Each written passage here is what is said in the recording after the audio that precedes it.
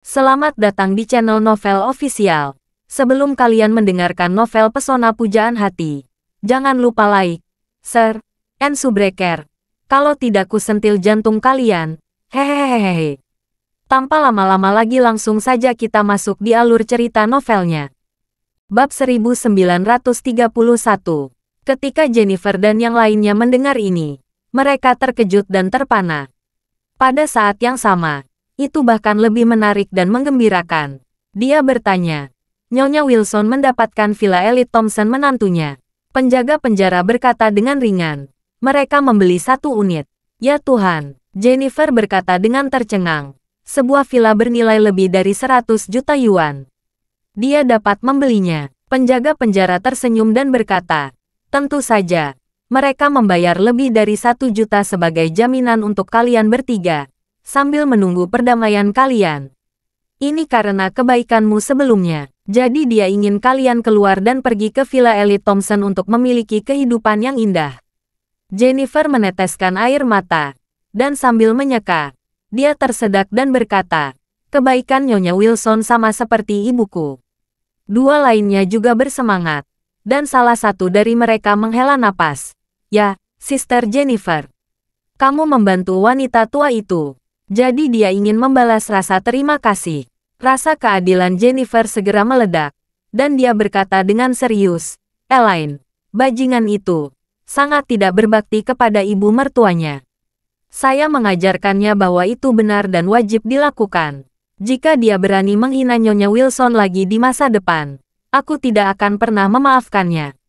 Penjaga penjara buru-buru mengingatkan, Jennifer, ini adalah kesempatan langka untuk dibebaskan dengan jaminan sambil menunggu keringanan.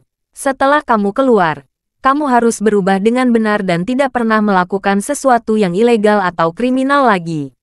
Jangan sampai kamu ditangkap lagi karena berkelahi. Jennifer berseru. Ah, serius sekali. Tentu saja, penjaga penjara berkata dengan sangat serius. Kamu harus menjadi warga negara yang baik dan mematuhi hukum. Jangankan berkelahi dengan orang lain. Bahkan jika membuang sampah atau meludah, kamu dapat dikenakan hukuman administratif. Setelah berbicara, penjaga penjara menambahkan, setelah kamu keluar, kami akan menjaga ketat setiap gerakan kalian. Jika kalian membuat kekacauan, hukum pasti tidak akan memaafkanmu. Jantung Jennifer melonjak ketakutan, dan buru-buru mengganti tangannya. Jangan khawatir. Setelah saya keluar, saya pasti akan mengubah perilaku saya dan menjadi orang baru. Itu bagus. Penjaga penjara mengangguk puas dan berkata, juga, kamu pergi ke rumah Nyonya Wilson di Villa Elit Thompson. Ini adalah rumah terbaik di Aurus Hill. Kehidupan yang kamu jalani di sana seperti di dalam dongeng. Kamu harus lebih menghargai kebebasannya, atau kamu akan kembali ke sini dan tidur di sel ini lagi. Mengerti? Aku mengerti. Aku mengerti. Jennifer mengangguk berkali-kali. Dia sudah mulai membayangkan kehidupan yang akan dia jalani di Villa Elit Thompson.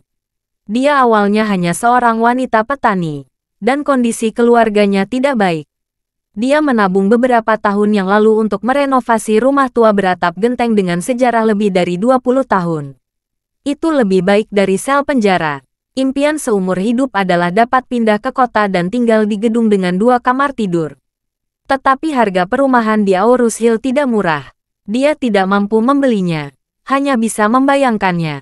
Tapi sekarang, dia memiliki kesempatan untuk tinggal di rumah mewah elit Thompson, yang hanya dipilih dari dasar lembah ke atas. Yang ketiganya sangat bersemangat hingga mereka hampir menangis. Penjaga penjara mengingatkan pada saat ini, jangan terburu-buru untuk bahagia. Kalian harus melalui banyak formalitas. Kalian harus bekerja sama dengan baik, agar bisa keluar secepatnya. Oke, kita harus bekerja sama sepenuhnya. Sementara Jennifer dan yang lainnya sedang menjalani prosedur garansi dengan jaminan sambil menunggu perdamaian.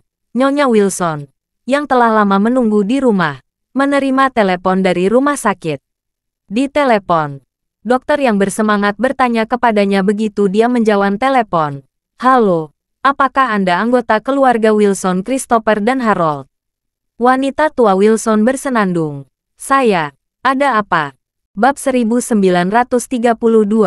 Dokter segera berkata. Christopher dan Harold. Mereka berdua terluka parah dan sekarang dirawat di unit darurat rumah sakit Silverwing. Anggota keluarga harus segera datang. Apa? Wanita tua Wilson berkata dengan terkejut. Mereka berdua terluka. Apa yang terjadi? Dokter berkata. Tangan mereka patah. Meskipun tidak mengancam jiwa, luka mereka cukup serius. Mereka membutuhkan perawatan. Cepatlah datang. Wanita tua Wilson panik. Wendy di samping bertanya. Nenek, apa yang terjadi? Wanita tua Wilson berkata dengan wajah sedih. Rumah sakit dan mengatakan bahwa ayahmu dan saudaramu terluka. Mereka ada di rumah sakit sekarang. Ayo cepat ke sana. Ah, Wendy berdiri ketakutan dan bertanya dengan gugup. Nenek, apa yang terjadi?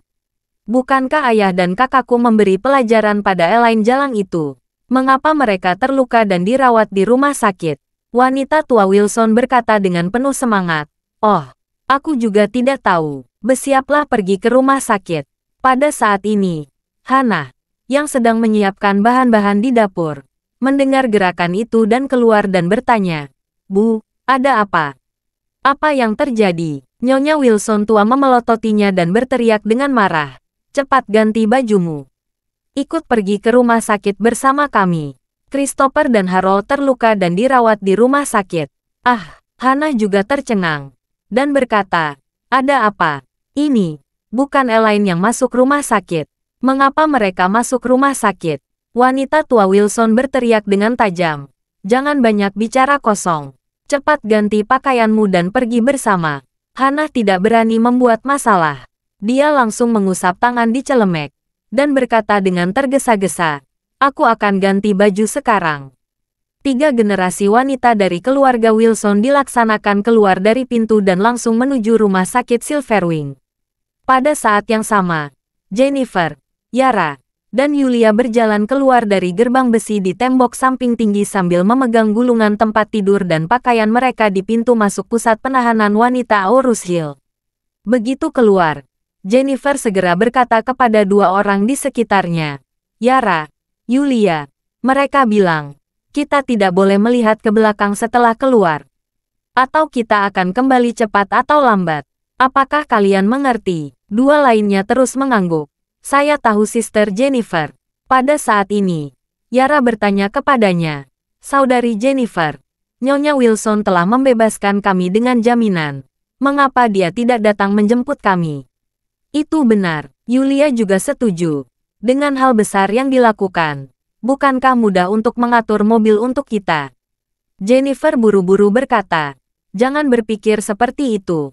Sudah merupakan bantuan besar bagi orang untuk menyelamatkan kita dan membiarkan kita pergi ke Villa Elite Thompson untuk menikmati keberuntungan. Bagaimana kita bisa meminta orang lain untuk melakukan semuanya? Kita harus tahu caranya menjadi puas dan bersyukur. 2 lainnya mengangkat bahu. Oke, Sister Jennifer. Kamu benar. Kami akan mencari tahu nanti. Jennifer lalu berkata, ayo kita naik taksi ke Villa Elite Thompson.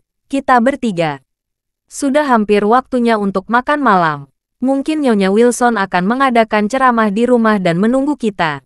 Ketika 2 orang lainnya mendengar ini, mereka sangat gembira dan berkata dengan cepat, kalau begitu ayo naik taksi ke sana. Pada saat ini, sebuah mobil Mercedes-Benz berhenti di depan mereka bertiga. Setelah pengemudi turun dari mobil, dia bertanya kepada mereka bertiga, bolehkah saya bertanya kepada kalian bertiga? Jennifer, Yara, dan Yulia. Jennifer mengangguk dengan tergesa-gesa. Ini kami. Siapa kamu? Sopir itu berkata sambil tersenyum. Saya sopir yang dikirim oleh Nyonya Wilson.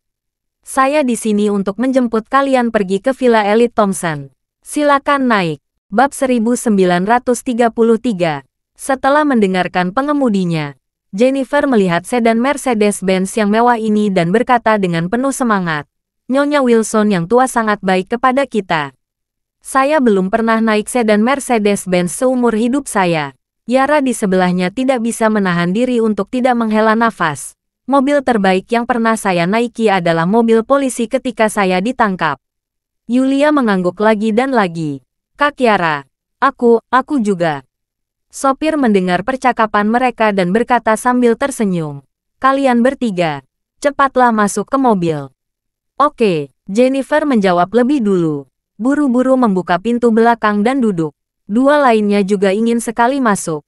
Dan pengemudi buru-buru berkata, kami hanya memiliki 2 kursi di barisan belakang. Jadi salah satu dari kalian bisa duduk di depan.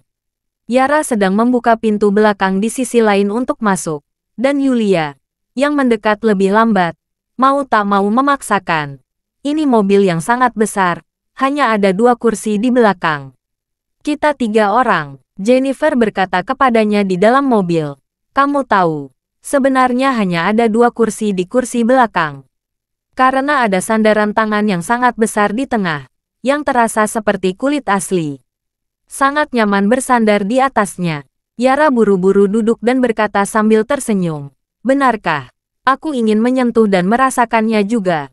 Yulia melihat ke kursi belakang yang luas dan mewah serta kotak sandaran tangan yang besar dengan layar LCD dan knop kontrol.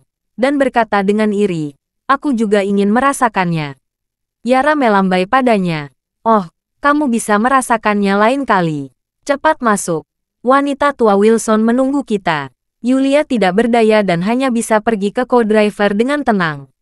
Sebenarnya mobil Mercedes-Benz ini tidak mewah, melainkan hanya sedan Mercedes-Benz S-Class dengan harga di atas 1 juta, dan harganya kurang dari 1/5 Rolls-Royce. Namun, bagi Jennifer dan mereka bertiga, mobil ini sudah menjadi mobil mewah terbaik yang bisa mereka bayangkan. Jika sebuah Rolls-Royce tergeletak di depan mereka, mereka mungkin tidak akan mengenalinya. Lagi pula, bagi kebanyakan orang, popularitas Mercedes-Benz masih yang paling populer. Jennifer duduk di kursi belakang sedan mewah Mercedes-Benz ini. Jantungnya melonjak kegirangan. Dia tidak bisa menahan diri untuk berpikir, apakah hidupku akan lepas landas dengan mobil mewah dan rumah mewah? Wanita tua Wilson ini orang bangsawanku. Memikirkan hal ini, dia diam-diam bangga pada dirinya sendiri. Sambil berpikir, Nyonya Wilson sangat baik padaku. Aku pasti akan lebih memperlakukannya di masa depan. Mulai sekarang, aku akan memperlakukannya sebagai ibuku sendiri. Mercedes-Benz melaju cepat dan stabil sepanjang jalan. Mobil itu memiliki izin Villa Elite Thompson. Jadi mereka dikirim langsung ke pintu Villa A06. Setelah itu, pengemudi menggunakan kata sandi administrator untuk membuka pintu luar villa. Dan kemudian memasukkan sidik jari untuk orang ketiga ini. Lalu dia berkata kepada mereka, setelah memasukkan sidik jari, kalian dapat masuk dan keluar dari pintu ini secara langsung tanpa kunci. Jennifer memandang halaman villa yang luas, gemetar karena kegembiraan. Dia bertanya, Tuan, saya ingin bertanya kepada Anda. Berarti kami bisa memasuki pintu hanya dengan sidik jari kami? Ya, sopir itu mengangguk dan berkata, gerbang pekarangan dan gerbang utama villa keduanya merupakan satu set sistem rumah pintar. Setelah sidik jari dimasukkan, dapat digunakan untuk penggunaan umum. Mulai sekarang, jadikanlah rumah ini seperti rumahmu sendiri. Apapun yang terjadi, jangan sopan. Jennifer buru-buru bertanya, bagaimana dengan Nyonya Wilson? Mengapa dia tidak keluar? Sopir itu tersenyum dan berkata, Nyonya tua Wilson memiliki sesuatu untuk dilakukan saat ini. Jadi aku yang menjemput kalian. Kalian bisa masuk dan memilih kamar. Masih ada beberapa kamar kosong di villa. UPS. Bagus sekali. Begitu dia mendengar akan memilih kamar, Jennifer berlari dengan pergelangan tangannya. Tidak mau kalah. Dua lainnya buru-buru mengikuti di belakang dan berlari ke pintu. Jennifer mencoba menempelkan jarinya pada gagang pintu. Dan pintu terbuka. Dia dengan bersemangat mendorong pintu dan masuk.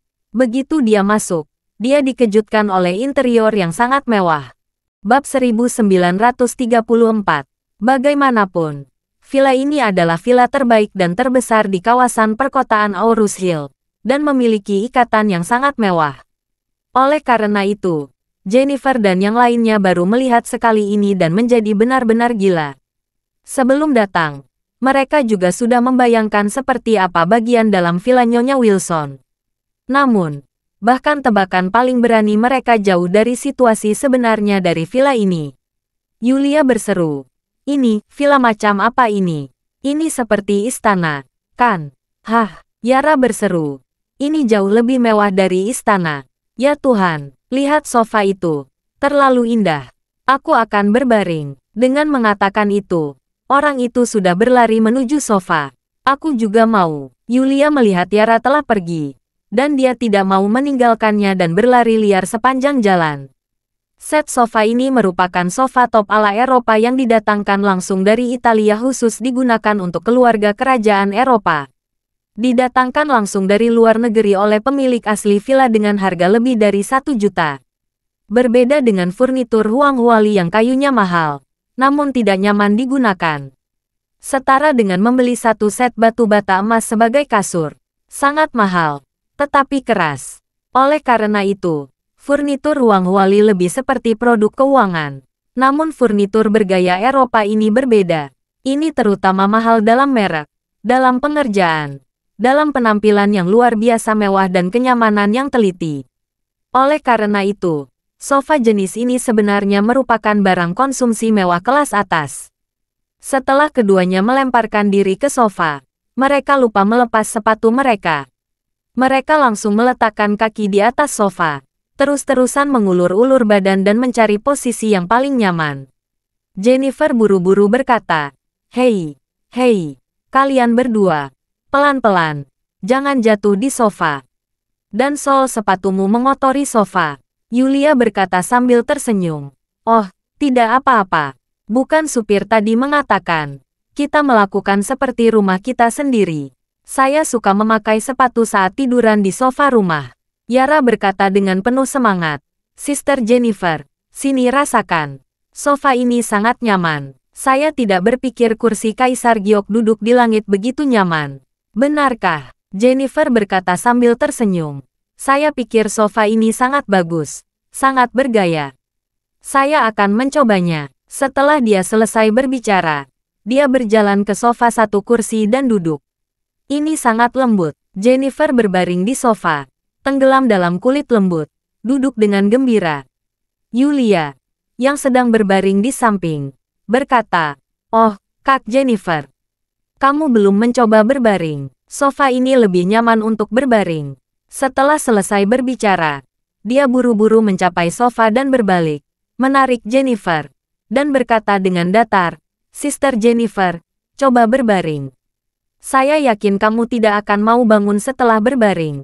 Jennifer berbaring dan mencobanya, dan berkata dengan gembira, "Hei, ini benar-benar hebat. Saya akan tidur di sofa besok-besok." Yulia tersenyum dan berkata, "Sofanya sangat nyaman. Tempat tidurnya pasti lebih nyaman." Yara langsung bertanya, "Kalau begitu mari kita pergi dan melihat kamarnya.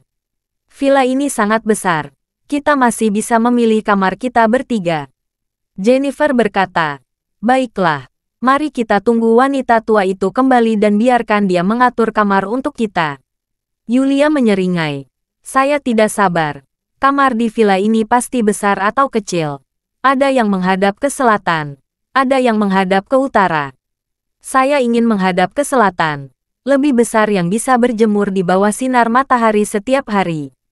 Yara buru-buru berkata, "Aku juga ingin menghadap ke selatan." Begitu Jennifer mendengarnya, dia segera melompat dari sofa dan berlari ke tangga, berkata, "Tidak. Saya yang memilih dulu." Bab 1935. Nyonya Wilson tidak tahu bahwa saat dia pergi ke rumah sakit, Jennifer dan teman-temannya sudah menempati villanya. Dia dan Wendy cepat-cepat ke rumah sakit untuk berdiskusi dengan Christopher dan Harold. Mereka berdua telah dibungkus plester menjadi setengah mumi. Meskipun nyawa keduanya tidak dalam kondisi bahaya, anggota tubuh mereka semuanya patah. Mereka benar-benar kehilangan kemampuan untuk bergerak dan hanya bisa berbaring di tempat tidur dan meratap rasa sakit. Begitu Nyonya Wilson memasuki pintu, dia terkejut dan cemas. Melihat mereka berdua seperti ini, dia melangkah maju dan bertanya, "Christopher, Harold, kalian, ada apa dengan kalian?" Christopher dan Harold melihat wanita tua itu datang. Mereka tidak bisa menahan air mata dan menangis. Terutama Harold, menangis sangat sedih. Wendy menangis dan bertanya dengan nada meremehkan, "Ayah, kakak, bagaimana kalian menjadi seperti ini?" Mata Harold memerah. Dan dia menangis dan berkata, "Nenek, ayah dan saya dihajar oleh anak buah Donald. Nenek, saya sangat menyesal. Saya dengan baik hati melayani Donald. Tapi orang-orang itu memukuli saya dan ayah seperti ini. Ini seperti binatang buas." Christopher juga menghela napas dan berkata, "Bu, orang-orang mengatakan bahwa persahabatan itu seperti persahabatan dengan harimau. Saya mengerti hari ini. Kita tidak bisa berteman dengan seseorang seperti Donald. Kita harus menjaga jarak darinya." Wanita tua Wilson berkata dengan penuh semangat, "Apa yang terjadi? Kalian semua, beritahu aku dengan jelas." Baru saat itulah Christopher menceritakan keseluruhan apa yang terjadi. Baru pada saat itulah Nyonya Wilson mengerti bahwa ketika mereka menculik Elaine, mereka juga menculik seorang penipu transnasional. Yang paling menjengkelkan adalah Donald, pria yang begitu cerdik, juga ditipu oleh penipu transnasional. Untuk menyenangkan pihak lain, dia mematahkan tangan dan kaki putra dan cucunya. Mendengar ini, Nyonya Wilson menangis, memukul pahanya dan meratap, "Benar bahwa Tuhan tidak adil. Jika kalian tidak membuat masalah dengan Elaine hari ini, penipu transnasional itu pasti sudah membahayakan keluarga Elaine dan keluarga mereka hancur. Tapi kalian semua keluar pada saat ini untuk menyelesaikan masalah bagi Elaine. Lalu menyebabkan masalah bagi diri sendiri. Hari ini, Elaine seharusnya pergi ke neraka, tapi ternyata menjadi hal yang baik baginya. Kalian langsung membantu Interpol dan menangkap penipu itu. Ini sama saja dengan membantu Elaine sepenuhnya dengan gratis." Ketika Harold mendengar ini, itu benar-benar masuk akal.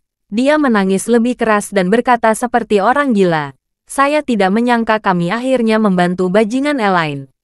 Ini benar-benar kerugian besar. Saya Harold tidak pernah menderita kerugian besar dalam hidup saya. Dan saya mengambil inisiatif untuk mengambil kerugian besar ini. Wendy, tampar aku 2 kali. Aku merasa sangat tidak nyaman." Wendy hanya bisa menghiburnya. "Saudaraku, ini sudah terjadi. Jangan melihat ke belakang dan membengkokkan. Kuncinya sekarang adalah apakah lukamu dan ayah serius, dan apakah kalian bisa pulih." Harold berseru dan berkata, "Kami bisa bermimpi, tapi itu akan memakan waktu. Dokter mengatakan bahwa kami mungkin tidak dapat menjaga diri kami sendiri selama beberapa bulan. Kami harus makan, minum, dan tidur di tempat tidur. Kami mungkin harus tinggal di rumah sakit sepanjang waktu, dan kami harus selalu ditemani oleh perawat." Nyonya Wilson bertanya, "Harold, kemana Tuan Webb pergi? Dia tertipu oleh penipu itu. Jadi dia menghajar kalian.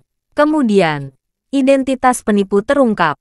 Apakah dia tidak memberi imbalan atau memberi kamu sebuah pernyataan?" "Diam," Christopher berkata dengan marah. "Donald, bajingan tua itu, juga dibawa pergi oleh Interpol. Mungkin dia akan bernasib buruk juga." Nyonya Wilson berseru, "Ah, kalau begitu kalian berdua tidak menderita apa-apa." Christopher tentu saja tahu apa ide wanita tua itu, dan berpikir dalam hati, "Maksud ibu ini, saya harus berpikir bahwa Harold dan saya secara tidak sengaja terluka oleh orang-orang Donald, dan Donald harus membayar sejumlah kompensasi. Pada akhirnya, sebagai seorang ibu, yang kamu lihat hanyalah uang."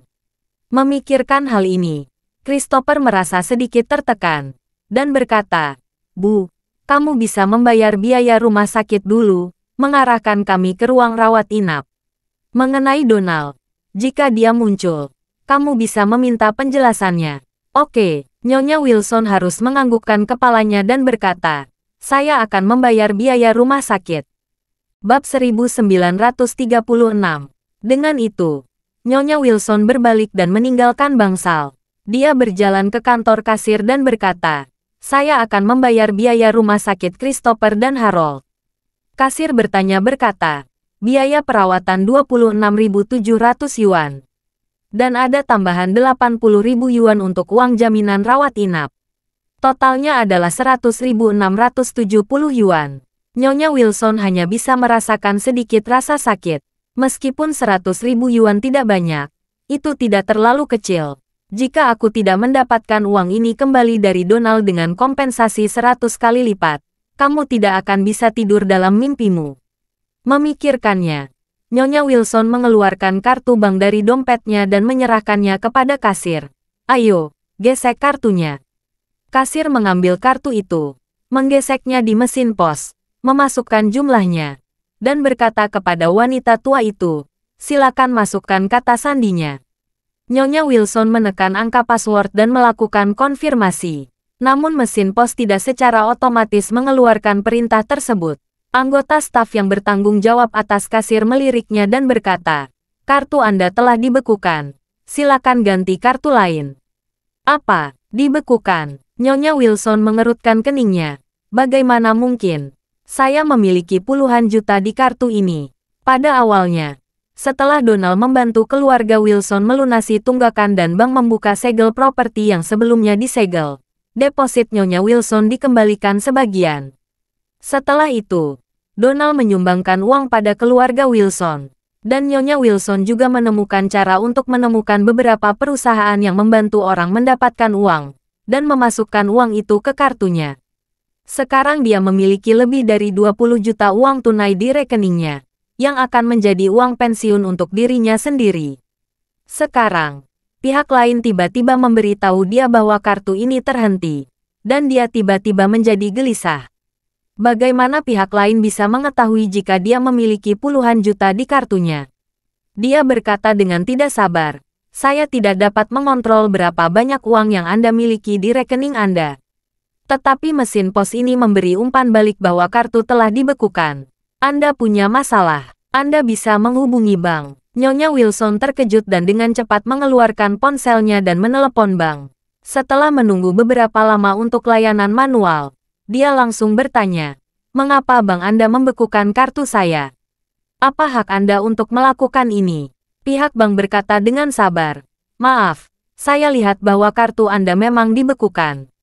Alasan pembekuan adalah karena kreditur Anda telah mengajukan permohonan reservasi properti ke pengadilan. Persetan denganmu, wanita tua Wilson memarahinya. Saya sudah melunasi semua hutangnya. Bagaimana mungkin ada kreditur lagi? Pihak lain juga sedikit marah. Bu, tolong bicaralah dengan baik dan jangan memarahi kami. Saya bisa melihat file eksekusi reservasi properti di sini. File tersebut menunjukkan bahwa kreditur Anda Donald Webb yang mengajukan reservasi properti terhadap Anda. Dia yang membantu Anda membayar kembali sejumlah uang sebelumnya, puluhan juta hutang, dan puluhan juta dana yang diinvestasikan di perusahaanmu. Tetapi sekarang dia menarik semua pinjaman dan investasi itu. Jadi dia membekukan kartu bankmu. Apa? Nyonya Wilson tiba-tiba merasa seperti disambar petir. Donald menarik modalnya. Bukan ini berarti keluarga Wilson akan kembali ke situasi sebelumnya. Mereka tidak punya apa-apa dan banyak hutang. Bab 1937. Melihat Nyonya Wilson masih berdiri di sana, petugas kasir rumah sakit bertanya, apakah Anda akan membayar biayanya? Jika tidak, kami mungkin meminta Anda untuk mengeluarkan kedua pasien tersebut. Nyonya Wilson segera mengeluarkan kartu bank lain, memilih satu, menyerahkannya kepada pihak lain, dan berkata, coba yang ini. Kasir mengangguk, menarik dan menggeseknya. Setelah Nyonya Wilson memasukkan kata sandi, dia menenangkan kepalanya dan berkata, ini juga penyiksaan. Kalau begitu coba yang ini lagi. Nyonya Wilson menyerahkan semua kartunya secara berurutan, tetapi semua kartunya dibekukan. Ini membuat Nyonya Wilson merasa sangat tertekan. Tepat ketika dia bingung, panggilan telepon datang, dan dia segera menjawab. Dia mendengar suara di ujung telepon berkata, halo Bu, saya menelepon untuk memberitahu Anda bahwa perusahaan, villa, kendaraan, dan kaligrafi serta lukisan antik atas nama Anda, dan real estate, telah disita oleh pengadilan. Tolong kembalikan investasi Tuan Donald Webb sesegera mungkin, atau semua aset Anda akan memasuki proses lelang. Nyonya Wilson menangis dan berkata, kamu mencoba membunuhku. Pihak lain memiliki sikap berbisnis dan berkata, maaf, kami juga bertindak sesuai dengan peraturan. Jumlah utang yang diklaim oleh kreditur Anda jauh melebihi aset Anda. Jika Anda tidak membayar hutang tepat waktu, kami akan mengambil tindakan terhadap Anda. Wanita tua Wilson bertanya dan berkata, putra dan cucuku sedang di rumah sakit sekarang. Apakah kamu tidak bisa membiarkan aku membayar biaya rawat inap dulu? Maaf, Anda sekarang adalah pemegang ekuitas negatif. Jika punya uang, Anda harus membayar Tuan Webb terlebih dahulu.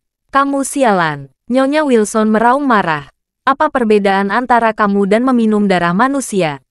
Maaf, jika Anda berhutang, Anda harus membayarnya. Wanita tua Wilson berseru. Ya Tuhan, pergilah ke neraka. Menindas seorang wanita tua seperti saya, Anda harus mati. Nyonya Wilson segera menutup telepon dengan marah. Di sini, kasir berkata dengan malu-malu. Nyonya, apakah Anda akan membayar biayanya? Jika tidak, silakan minggir dulu. Ada orang di belakang Anda yang akan membayar. Nyonya Wilson berkata dengan wajah gelap. Saya tidak akan membayarnya. Saya bahkan tidak mampu makan. Bagaimana saya bisa membayarnya? Setelah itu, dia segera menelepon Donald. Meskipun dia tidak tahu apa yang terjadi pada Donald sekarang, dia mencoba menghubunginya. Tak disangka, ponsel itu dengan cepat tersambung. Setelah Donald menerima telepon, dia bertanya dengan nada buruk. Wanita tua, ada apa denganmu? Nyonya Wilson berkata sambil tersanjung. Oh, Tuan Webb, mengapa saya mendengar Anda menarik investasi Anda secara tiba-tiba? Bukankah kita telah menyepakati kerjasama jangka panjang? Apa yang harus saya lakukan? Mungkinkah ada kesalahpahaman di sini? Bab 1938. Donald berkata dengan dingin. Tidak ada kesalahpahaman. Saya telah kehilangan kepercayaan pada keluargamu. Jadi saya tidak berharap kamu melakukan apapun untuk saya. Kalau begitu, kamu harus segera melakukan divestasi. Tunggu apa lagi? Wanita tua Wilson segera memohon dengan hormat. Tuan Webb, apakah Anda tidak puas dengan apa yang dilakukan oleh putra dan cucu saya hari ini? Jika itu tidak cukup baik, katakan saja. Saya akan berjanji mereka akan berubah menjadi lebih baik. Saya mohon untuk memberi keluarga kami kesempatan lagi. Donald berkata dengan tidak sabar. Aku sudah memberi kalian kesempatan.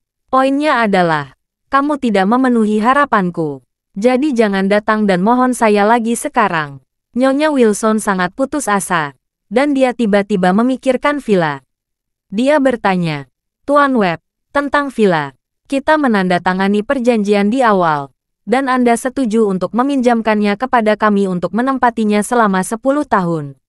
Anda tidak bisa mengusir kami, atau keluarga kami harus tidur di jalanan. Donald mencibir. Tentu saja kalian masih bisa tinggal di villa. Kalian bisa tinggal di sana.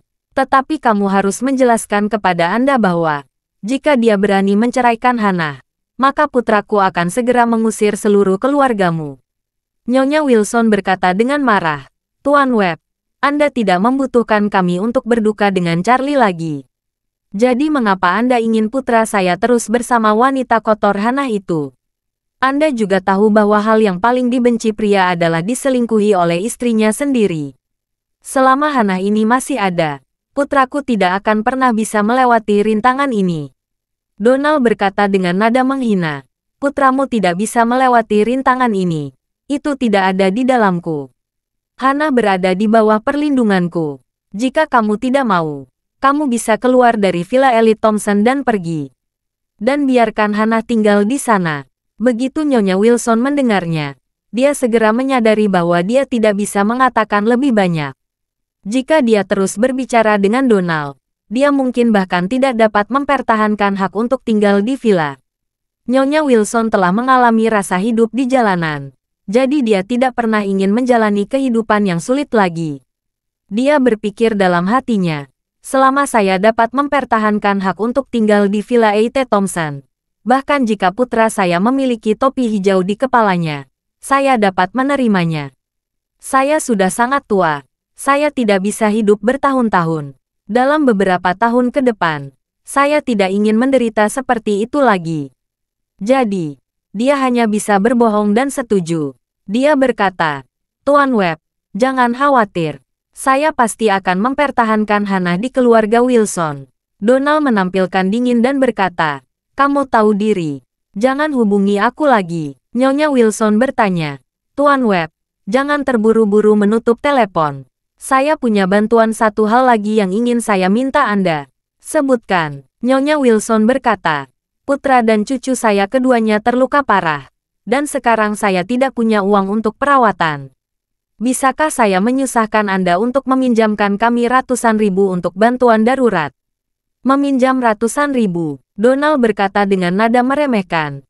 Jangan lupa, Wilson Group masih menghabiskan puluhan juta saya. Kamu menjilat wajahmu dan memintaku untuk meminjamkan uang saat ini. Seberapa tebalmu kamu? Wanita tua Wilson dan menangis berkata. Tetapi putra dan cucuku tidak bisa dibiarkan begitu saja. Donald berkata. Saya mendengar mereka tidak lagi berada dalam bahaya. Gips juga telah dipasang. Kamu bisa membawa mereka pulang dan beristirahat perlahan. Nyonya Wilson berseru dan berkata. Tetapi mereka berdua tidak memiliki kemampuan untuk mengurus diri mereka sendiri sekarang. Akan membutuhkan banyak uang untuk menyewa seorang perawat.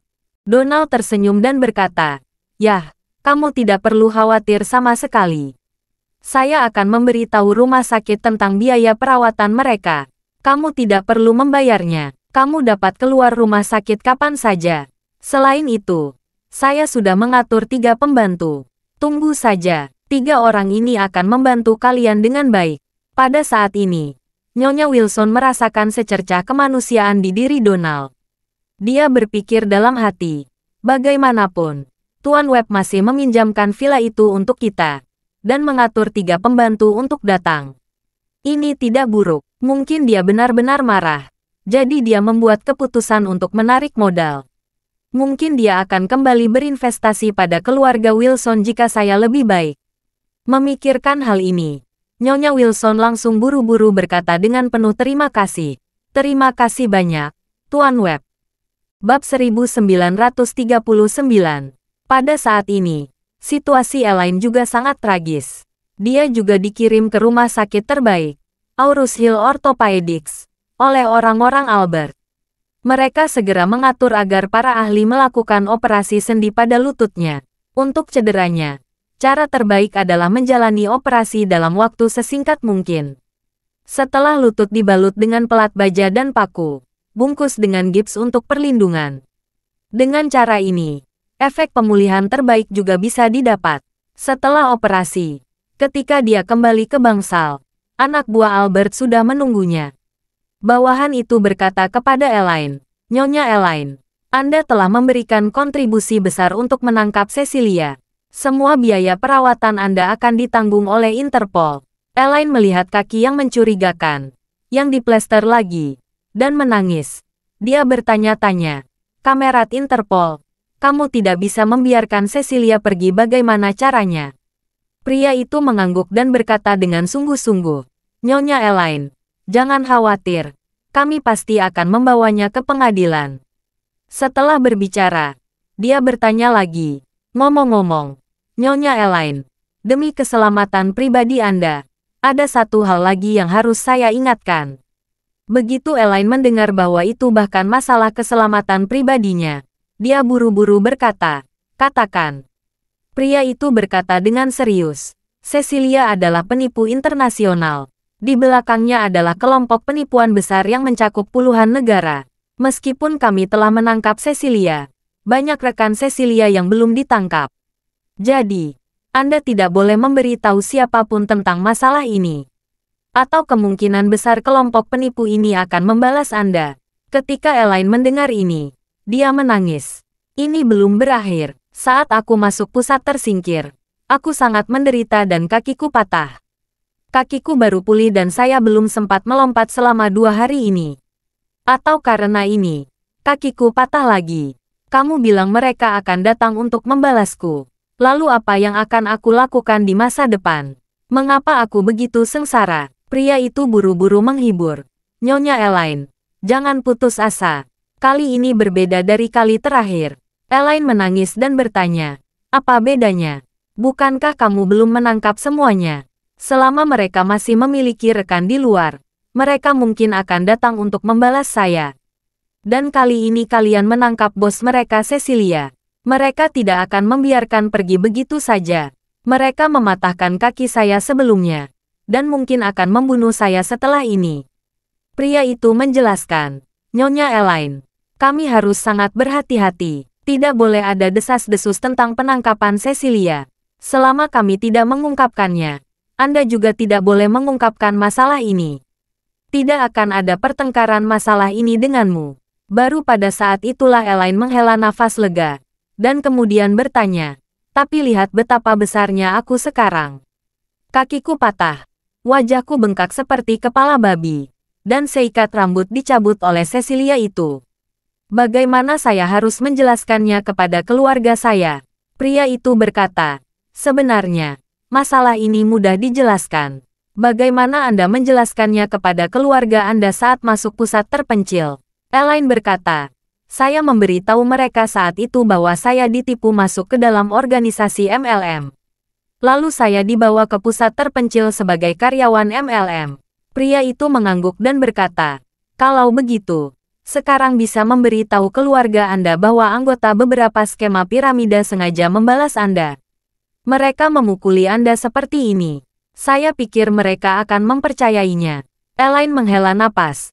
Hei, sudah sejauh ini, aku tidak punya pilihan lain. Ini satu-satunya cara untuk menjelaskan. Pria itu mengeluarkan ponsel Elaine dan menyerahkannya kepadanya. Nyonya Elaine, Anda bisa menghubungi keluarga Anda sekarang. Untuk menghindari situasi buruk, saya akan pergi dulu. Elaine mengangguk, memandang pria itu dengan panik, dan memperingatkan, Kamerat Interpol, tolong jaga kerahasiaan urusan hari ini. Jangan biarkan kaki tangan Cecilia tahu bahwa saya menangkapnya. Saya ingin hidup saya akan baik-baik saja. Aku mohon, pria itu berkata dengan serius. Jangan khawatir, kami akan merahasiakannya. Setelah mengatakannya, pria itu berkata, Nyonya Elaine, rawat lukamu.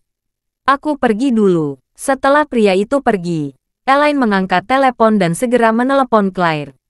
Setelah telepon tersambung, Elaine langsung menangis dan berkata, Claire, gadisku yang baik. Jenguk ibu di rumah sakit. Kaki ibu patah lagi. Ibu sangat menderita. Bab 1940. Claire hendak pulang kerja. Ketika dia mendengar ini, dia terkejut dan berkata, Bu, ada apa denganmu? Mengapa kakimu patah lagi? Elaine menangis dan berkata, jangan katakan itu. Organisasi MLM itu membalas dendam. Mereka menangkapku dan memukuliku dengan keras. Rambutku dicabut dan kakiku dipatahkan. Ah, Claire bertanya, apakah kamu sudah menghubungi polisi? Elaine menangis dan berkata, dilaporkan. Kamerat polisi telah menangkap mereka. Datanglah kemari. Claire bertanya, kamu di rumah sakit mana?